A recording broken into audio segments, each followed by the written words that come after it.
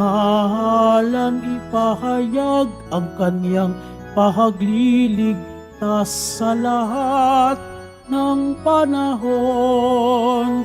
Magsiawit kayo sa Panginoon ng isang bagong awitin. Magsiawit kayo sa Panginoon buong sandaigdigan. Sa ngalan ng Ama at ng Anak at ng Espiritu Santo, Amen. ang pagpapala ng ating Panginoong Hesukristo, ang pag-ibig ng Diyos Ama, at ang pakikipagkaisa ng Espiritu Santo, naway sumainyong lahat. At sumaiyo rin. Panginoong Hesus, Ikaw po ang tinapay ng buhay. Panginoon, kaawaan mo kami.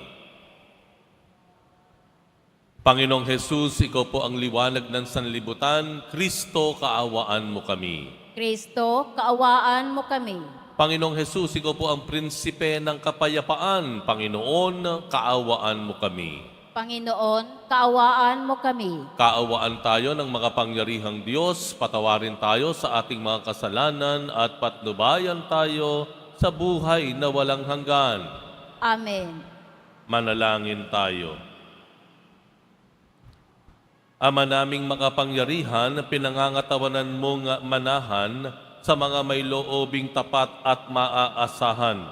Sa kagandahang loob mo, kami naway makapamuhay bilang mga mapalad na maging iyong tahanan.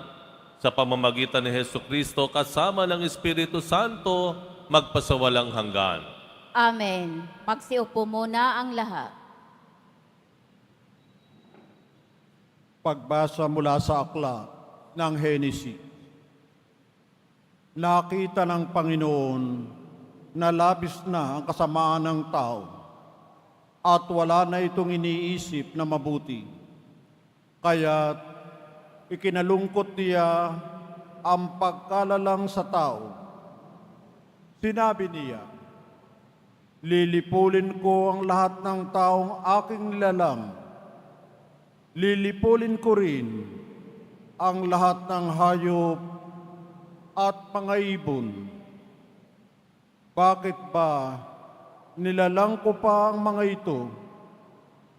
Sa mga nilalang niya ay si Noe lamang ang naging kalugod-lugod sa kanya. Sinabi ng Panginoon kay Noe, pumasok kayong mag-anak sa daong. Sa lahat ng tao'y ikaw lamang ang karapat-dapat sa akin. Magdala ka ng 7 paris sa bawat hayop na malinis at 1 paris naman sa di malinis. 7 paris din sa bawat uri ng ibon ang iyong dadalhin. Gawin mo ito upang ang bawat uri ng ibon at hayop ay maligtas. Sa gayoy, laraming muli ang mga ito. Pagkaraan ng 1 linggo, paulanin ko ng 40 araw at 40 gabi upang lipulin ang lahat ng aking lilikha sa daigdig. At ginawa nga ni Noe ang bawat iniutos na Panginoon.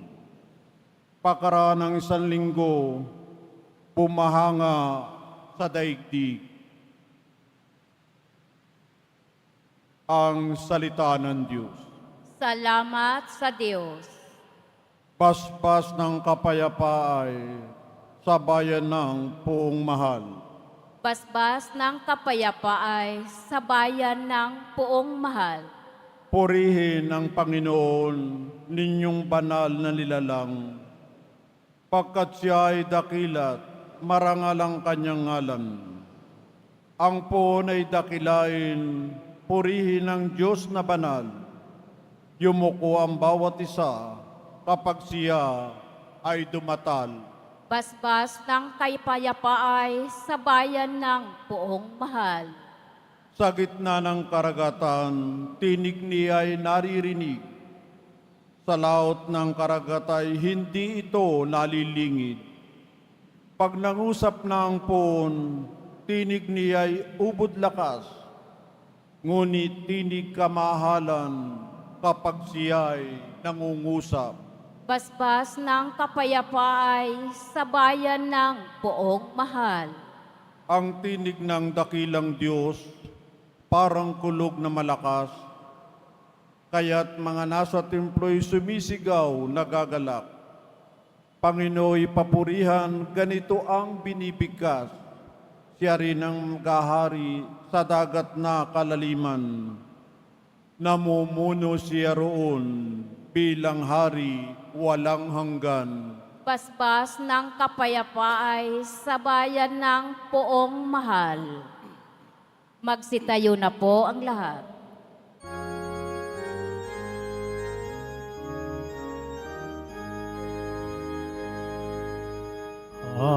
Hallelujah, Hallelujah, Hallelujah,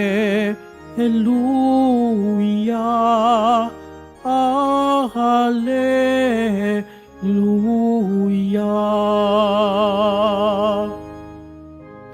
Ang sa akin nagmamahal, tutupad sa aking aral, Ama't ako'y mananahan. Hallelujah, Hallelujah, Hallelujah, Hallelujah.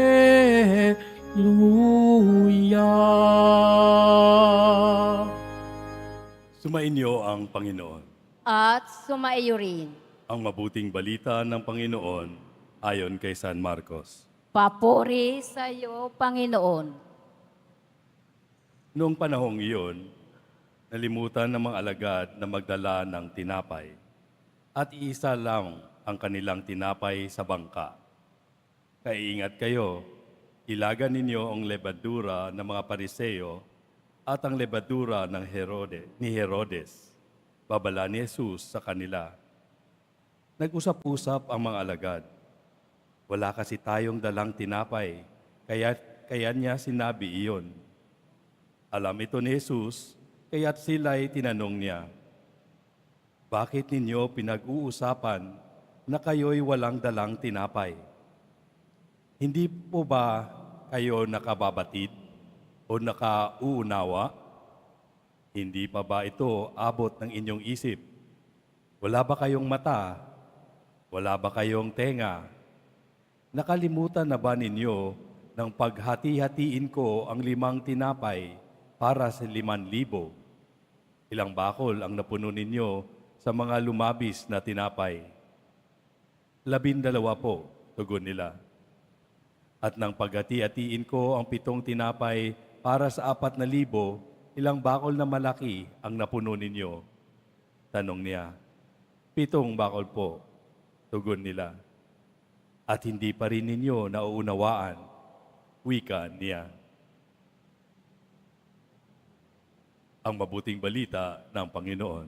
Pinupuri ka namin, Panginoong Hesu Kristo. Magsiupo muna ang lahat.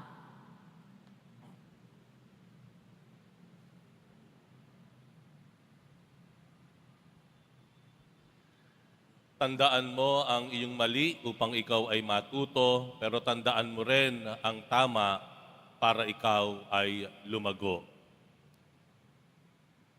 Minsan po ay nakakalimot tayo. Siguro sa pagdaan na rin ng mga taon o panahon, madalas tayong nakakalimot. Ano ang mga dalas nating nakakalimutan? Susi. Ano pa? Salamin. Diba? Madalas po yan. Pangalan. Nakakalimutan po natin yan. Gamit. Makakalimutan natin yan. Sa pagdaan ng panahon, ano po? Kahapon, nagpunta po sa isang pilgrimage yung ating mga personnel dito sa ating simbahan. Sila ay nagpilgrimage sa Pampanga. No? Pero nung nakarating sila sa Pampanga, mga bandang alas 7:30 o alas 8 ng umaga, may nalimutan po sila. Hulaan niyo kung sino nalimutan nila. Ako. Habang sila ay naghihintay magmimisa doon sa Pampanga sa isang simbahan, sa unang simbahan na kanilang dinalaw, napagtanto nila, wala ako. Actually, hindi sila nakalimot. Ako yung hindi nagising. Pero ang totoo po niyan, meron talaga tayong may nalilimutan. Pero ano ba dapat nating gawin? Dapat po dun sa ating mga pagkakamali, dapat nating alalahanin. May mga pagkakamali po tayo. Dapat ba nating basta na lang isang tabi yung mga pagkakamali natin? O ibaon natin sa limot yung ating mga pagkakamali? Hindi. Kasi alam po natin, ang karunungan po natin ay umusbong mula sa mga pagkakamali natin. Ang ating mga alam sa ngayon kung papaano magmaniobra sa buhay, papaano harapin ang mga hamon sa buhay, yung kaalaman natin dito, yan po ay nagmula doon sa maraming pagkakamali na ating naranasan nung nakaraang panahon. Kaya ang sinasabi natin, alalahanin natin ang ating mga mali para tayo ay matuto. Pero din dapat tayong alalahanin. Ano yung dapat nating alalahanin? Yung mga tama. Yung mga tama. Kasi sabi nga nila, sa siyam na iyong ginawang tama, ang natatandaan ng tao, yung isang mali. Di ba? Kailangan meron tayong kakayahan na balikan, alalahanin, maalala yung mga tama na nangyari sa buhay natin. Ano problema ng mga alagad, yung mga disipulo sa Ebanghelyo? Ang nalimutan po nila kasi na alalahanin na si Jesus Nazareno ay nagpakita na ng ilang mga himala sa kanila. Kaya nung iisa lamang yung tinapay na nabaon nila sa paglalayag sa bangka, ay parang tila ay pinanghihinaan ng loob. Nanghihinayang sila. Bakit pa natin nakalimutan? Ano sabi ng Panginoon sa kanila? Wala ba kayong mga mata na inyong dapat gamitin na makakita? Mga tainga na dapat sana ay gagamitin ninyo upang kayo ay makarinig? Hindi nyo ba naaalala? Ayan. Nung pakainin ko yung 5,000, mayroon lamang 7 tinapay. Pinakain ko yung 7,000, mayroon lamang 4 na tinapay. Na mayroong sobra-sobra pa. Hindi nyo ba naalala yung mga tama, yung mga mabuti na nangyari sa inyo? Na inyong nasaksihan? Na inyong naranasan? Hindi nyo ba maalala yung mga tama sa buhay ninyo? Kaya ano sabi natin? Kung taalalahanin natin ang ating mga mali para tayo ay matuto, kailangang alalahanin din natin ang ating tama para patuloy natin itong magawa. Para tayo ay lumago. Let us remember the right things, the correct things na ginawa natin sa buhay para ito ay maipagpatuloy natin.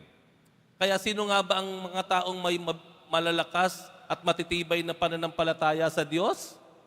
Sino yung mga tao na sinasabi natin, naku, napakalakas ng faith ng taong iyan? Sino yon? Yung ba yung palabasa?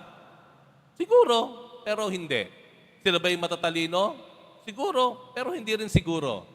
Ang mga tao na may malalakas na pananampalataya sa Diyos, yung mga tao na mayroong malaking pag-asa sa buhay kahit ano harapin nila, ito yung mga tao na laging naaalala yung mga tama na nangyari sa buhay nila, yung mga himala na ginawa ng Diyos sa kanila, yung kabutihan na kanilang natanggap mula sa Diyos. Sa puntong ito, tatanungin ko po kayo, ano yung 3 bagay sa buhay ninyo na tama na marahil nalilimutan na natin lagi?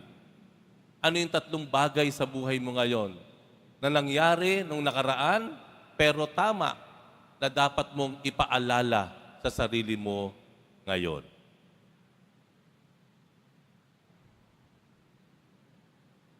Magsitayo na po ang lahat.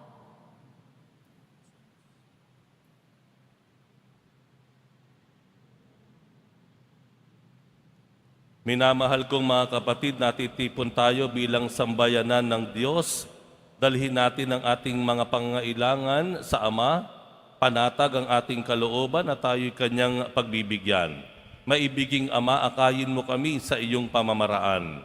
Maibiging Ama, akayin mo kami sa iyong pamamaraan. Ang ating mga pastol sa simbahan, naway italaga ng buong buo ang kanilang buhay sa pagpapahayag ng Ebanghelyo sa pamamagitan ng kanilang pagsaksi sa kanilang buhay. Manalangin tayo. Maibiging Ama, akayin mo kami sa iyong pagmamaraan. Ang mga magulang at guro, naway maging mga buhay na huwaran ng pananampalataya sa mga taong nasa kanilang pag-aaruga. Manalangin tayo. Maibiging Ama, akayin mo kami sa iyong pamamaraan. Tayong lahat naway maibigay ang lahat ng ating makakaya para gawin ang nararapat at nawa ang salita ng Diyos ang siyang magbigay sa atin ng lakas para sa anumang gagawin natin. Manalangin tayo. Maibiging Ama, akayin mo kami sa iyong pamamaraan. Tayong lahat naway magpakita ng malasakit sa mga matatanda, nalulumbay at mga may sakit. Manalangin tayo. Maibiging Ama, akayin mo kami sa iyong pamamaraan. Ang mga yumao naway makatagpo ng bagong buhay at kapakahingahan sa kaharian ng Diyos. Manalangin tayo. Maibiging Ama, akayin mo kami sa iyong pamamaraan.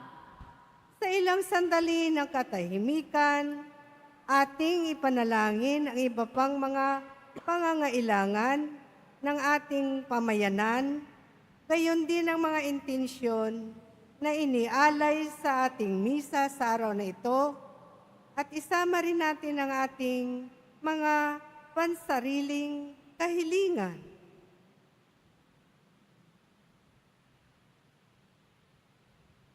Manalangin tayo. Maibiging Ama, akayin mo kami sa iyong pamamaraan. Makalangit na Ama, palalimin mo ang aming pananampalataya upang lumago kami sa iyong pag-ibig at laging maglingkod sa iyo ng may mapagbigay at malinis na puso. Hinihiling namin ito sa pamamagitan ni Kristong aming Panginoon. Amen. Magsiupo muna ang lahat.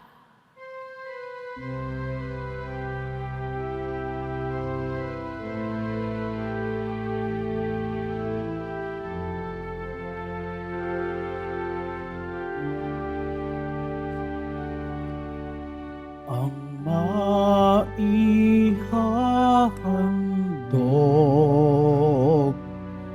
sa'yo, Panginoon,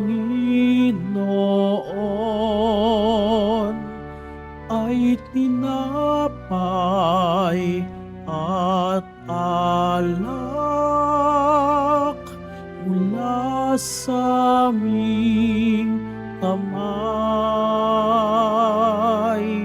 Sa iyong kabutihan,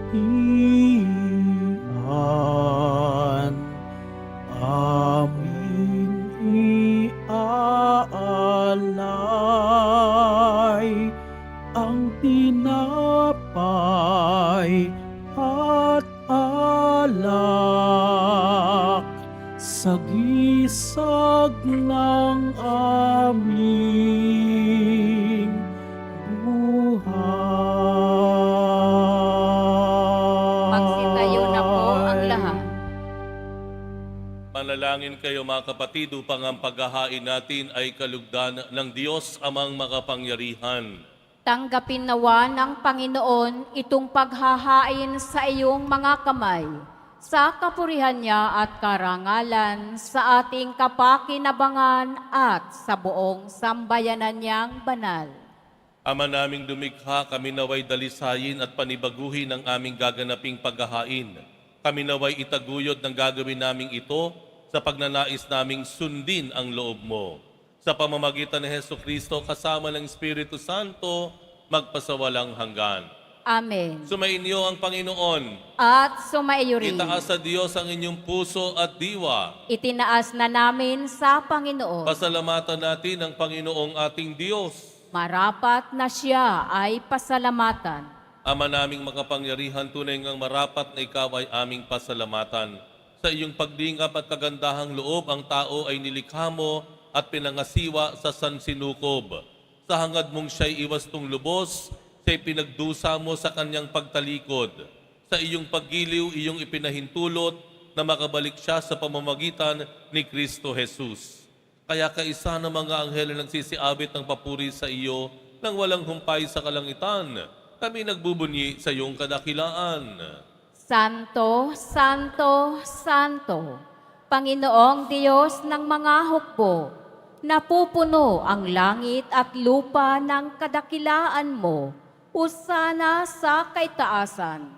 Pinagpala ang naparirito sa ngalan ng Panginoon, usana sa kaitaasan. Magsiluhod po ang lahat.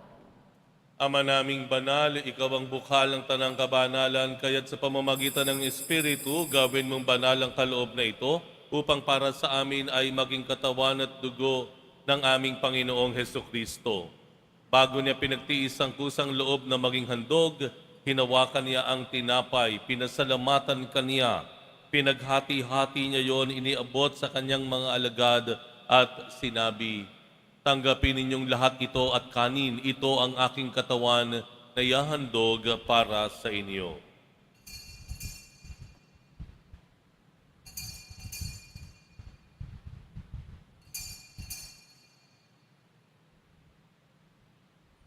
Gayon din naman nung matapos ang hapunan, hinawakan niya ang kalis, muli kaniyang pinasalamatan, iniabot niya ang kalis sa kanyang mga alagad at sinabi, "Tanggapin ninyong lahat ito at inumin, ito ang kalis ng aking dugo, ng bago at walang hanggang tipan, ang aking dugo na ibubuhos para sa inyo at para sa lahat sa ikapagpapatawad ng mga kasalanan.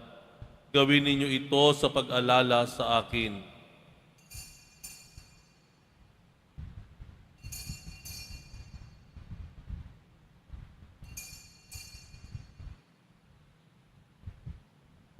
Magsitayo na po ang lahat. Ipagbunyi natin ang misteryo ng pananampalataya. Si Kristo'y namatay, si Kristo'y nabuhay, si Kristo'y babalik sa wakas ng panahon. Ama, ginagawa namin ngayon ang pag-alala sa pagkamatay at muling pagkabuhay ng iyong anak at iniaalay namin sa iyo ang tinapay na nagbibigay buhay at ang kalis na nagkakaloob ng kaligtasan. Kami nagpapasalamat dahil kami iyong minarapat na tumayo sa harap mo para maglingkod sa iyo. Isinasamo namin kaming magsasalo-salo sa katawan at dugo ni Kristo ay mabuklod sa pagkakaisa sa pamamagitan ng Espiritu Santo. Ama, lingapin mo ang iyong simbahang laganap sa buong daigdig. Puspusin mo kami sa pag-ibig kaisa ni Francisco na aming Santo Papa at ni Jose na aming Arsobispo at ang Tanang Kaparian. Alalahanin mo rin ang mga kapatid naming nahimlay na may pag-asang sila'y muling mabubuhay, gayon din ang lahat ng mga pumanaw. Kaawaan mo sila at patuloyin sa iyong kaliwanagan. Kaawaan mo't pagindapatin kaming lahat na makasalo sa iyong buhay na walang wakas. Kaisa na mahal na Birheng Maria na Ina ng Diyos, nakabiyak ng puso niyang si San Jose.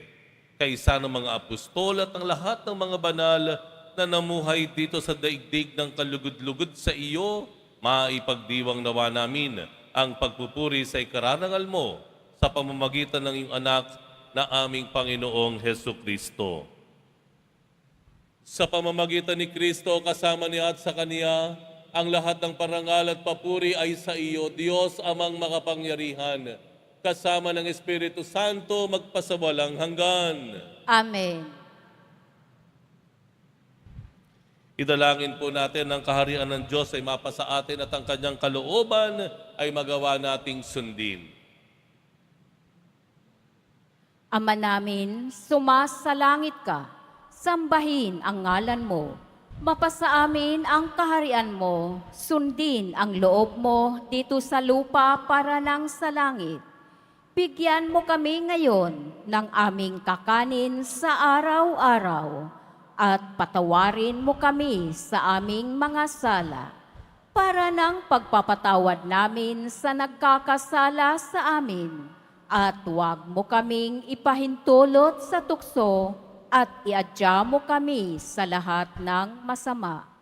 Hinihiling namin kami iadya sa lahat ng masama, pagkalooban ng kapayapaan, araw-araw iligtas sa kasalanan at ilayo sa lahat ng kapahamakan, samantalang aming pinananabikan ang dakilang araw ng pagpapahayag ng tagapagligtas naming si Heso Kristo. Sapagkat iyo ang kaharian at ang kapangyarihan at ang kapurihan magpakailanman. Amen. Panginoong Heso Kristo, sinabi mo sa iyong mga apostol, kapayapaan ang iniiwan ko sa inyo, ang aking kapayapaan ang ibinibigay ko sa inyo. Tunghayan mo ang aming pananampalataya at huwag ang aming pagkakasala.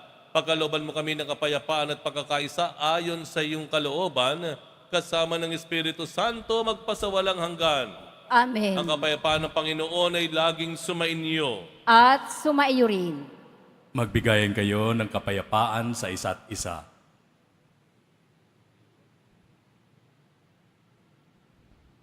Kordero ng Diyos na nag-aalis ng mga kasalanan ng sanlibutan, maawa ka sa amin. Kordero ng Diyos na nag-aalis ng mga kasalanan ng sanlibutan, maawa ka sa amin. Kordero ng Diyos na nag-aalis ng mga kasalanan ng sanlibutan, ipagkaloob mo sa amin ang kapayapaan. Magsiluhod po ang lahat. Ito ang kordero ng Diyos. Ito ang nag-aalis ng kasalanan ng sanlibutan, mapalad ang mga inaanyayahan sa kanyang piging. Panginoon, hindi ako karapat-dapat na magpatuloy sa iyo, ngunit sa isang salita mo lamang ay gagaling na ako.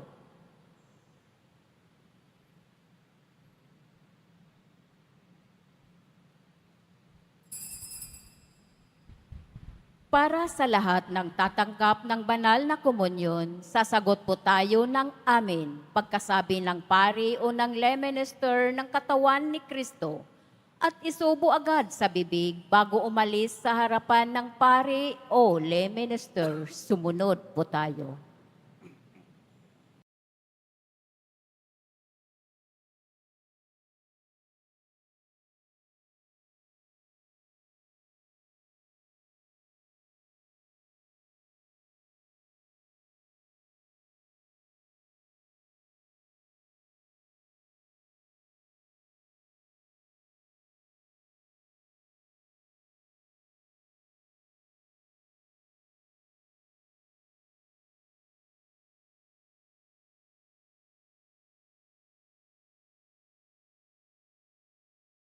Manalangin tayo. Ama naming mapagmahal, kaming pinapagsalo mo sa banal na pakikinabang, ay gawin mong laging manabik na pagsaluhan ang kaloob mong ito sa aming ikabubuhay. Sa pamamagitan ni Heso Kristo kasama ng Espiritu Santo, magpasawalang hanggan. Amen. Sumainyo ang Panginoon. At sumaiyo rin. Maal na poong Jesus Nazareno, inihayag mo sa pamamagitan ng krus ang walang maliw na pag-ibig ng Diyos sa sangkatauhan. Pakinggan mo ang kahilingan lalo na para sa mga nangangailangan ng iyong tulong at awa. Makamtan nawa namin ang iyong kasagutan na may utang na loob na tinatanaw. Basbasan din po ninyo itong mga imahen at dasalan upang lalo kaming manalangin at magtiwala. Sa pamamagitan ng bendisyon na ito, naway lalo kaming maging mapaglingkod, masunurin at tapat sa iyo na aming maluwalhating Panginoon, magpasawalang hanggan. Amen. At pagpalain kayong lahat ng makapangyarihang Diyos, Ama at Anak at Espiritu Santo. Amen. Humayo kayo sa kapayapaan upang ang Diyos at ang kanyang bayan ay mahalin at paglingkuran. Salamat sa Diyos.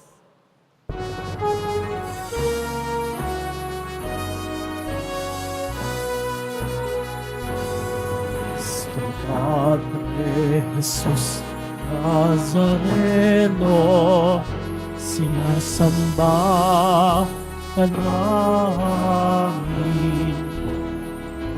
Pinipintubo ka namin, aral mo ang aming buhay at kalakasan sa Padre Jesus Nazareno. Iligtas mo kami sa kasalanan, ang Kristong pinamatayan ay sagisag ng aming kaligtasan. Nuestro Padre Jesus Nazareno, dinarangal ka namin.